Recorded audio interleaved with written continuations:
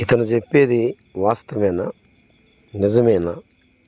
మద్యపానం తాగటం అనేది హానికరమని డాక్టర్లు చెబుతున్నారు. అందరికీ తెలిసిన సంగతే. కానీ నరకములో ఇనుమును కరిగించి మరి వారికి తాపుతారు అన్న మాట ఎంతవరకు వాస్తవం, నిజమేనా?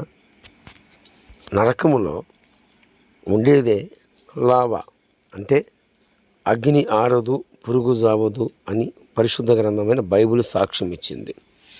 పాపాదస్యం మరణం ప్రయాతి, పాపాదస్యం నరకం ప్రయాతి. నరకములో ఇక ఇనుము ఎక్కడ ఉంది? కట్టుకథలు విన్నైనా చెబుతారు కదా, ఇది వాస్తవమా? నరకములో పడిన తర్వాత ఇక ఏదో గరుడు పురాణంలో చెప్పబడిన మాటలు కొన్ని, అవి రాసుకున్న వాటిని తెలియపరిస్తే అవి కరెక్ట్ ఎలాగైతుంది? ఇది కరెక్ట్ కాదు, ఇది వాస్తవం కాదు కదా.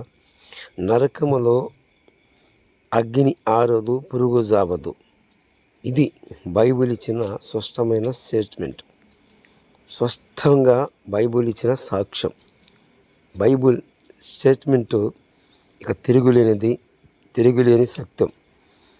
బైబిల్ గ్రంథములో ప్రకటన గ్రంథము 20వ అధ్యాయము 15వ వచనములో ఎవరి పేరైనను జీవగ్రంథమందు రాయబడినట్టు కనపడని వెడల వాడు మండుచున్న అగ్నిగుండములో పడవేయబడును. ఇది రెండవ మరణం అని లేఖనం. నరకంలో ఇనుముని కరిగించి ఆ కరిగిన ఇనుముని చేతులు ఇలా, రెండు చేతులు వెనకాలకి ఇలా పెట్టేసి వెనకాల కట్టేస్తారటండి. దేనికో తెలుసా అండి? చైన్ లేసి కట్టేస్తారట. కట్టేసి నోరు ఉంటుంది కదండి, నోరుకి ఇలా కిందికి దింపి ఒకళ్ళు పట్టుకుంటారట, ఇలా పైకి తల ఒకళ్ళు పట్టుకుంటారట. కదల్ని పడటండి శరీరాన్ని, అన్ని చోట్ల కట్లు కట్టేస్తారట. నోరు ఇలా ఓపెన్ చేసి కరిగిన ఇనుముని తాగిస్తారట.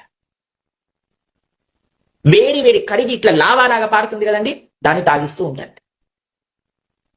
కాబట్టి ఎంత ఎంత ప్రమాదకరమైన విషయమో చూడండి ఒకసారి. కాబట్టి మద్యపానం చెయ్యనే రాదు, నువ్వు ఇంత అంత కథలు చెప్పద్దు. పోయేదే నరకమని నరకానికి వెళ్ళిన వ్యక్తి ఇక ఇనుము కరిగించడం ఏమిటి? ఇది చాలా కథ అని చెప్పాలి.